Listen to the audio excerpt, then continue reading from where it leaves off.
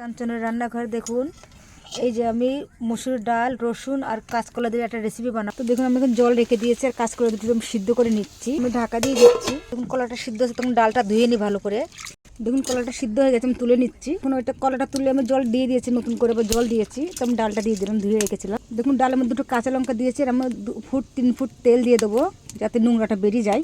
কলাটা সিদ্ধ করে নিয়ে নিয়েছি, আমি ছিলে নিচ্ছি।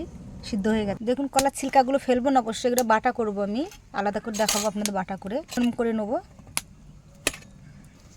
দেখুন এখানে আমি 2 চামচ বেসন দিয়ে দেবো আর 1 চামচ দিয়ে দিচ্ছি কালো মির্চ দেবো, কাঁচা লঙ্কা দেবো না এখানটা। একটু দেবো কালো জিরে, একটু দেবো হলুদ, একটু দেবো লাল লঙ্কা দিয়ে দিচ্ছি। তারপর ভালো করে মাখিয়ে নেবো সব। এখানে একটু আদা নিয়েছি, 4-5টা কাঁচা লঙ্কা, জিরে বাটি নেবো। তো দেখুন ডালটা আমার সিদ্ধ হয়ে গেছে, আমি নামিয়ে নিচ্ছি। দেখুন ডালটা নামিয়ে নিচ্ছি, তেল দিচ্ছি বড়াটা ভাজার জন্য, বড়া ভাজবো। দেখুন বড়াটা আমি এরমভাবে দিয়ে দিচ্ছি।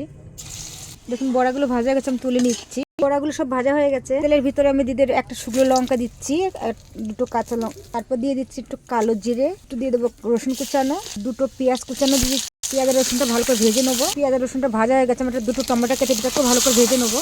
তারপর দিয়ে দিচ্ছি জিরে আদা বাটা, তারপর দিয়ে দেবো 1 চামচ লবণ, তারপর দিয়ে দিচ্ছি হলুদ, দুটো দিয়ে ভালো করে ভেজে নেবো। দেখুন ভাজা হয়ে গেছে, আমি এই ডাল সিদ্ধটা দিয়ে দিচ্ছি। ডালের মধ্যে আমি হলুদ লবণ কিচ্ছু দিইনি। দেখুন ডালটা ফুটে গেছে, আমি বড়াগুলো দিয়ে দিচ্ছি বেটটা। তো দেখুন আপনাদের কিরম লেগেছে এটা, যদি ভালো লাগে তো আপনারা বানিয়ে খেয়ে দেখবেন কিরম লেগেছে এটা।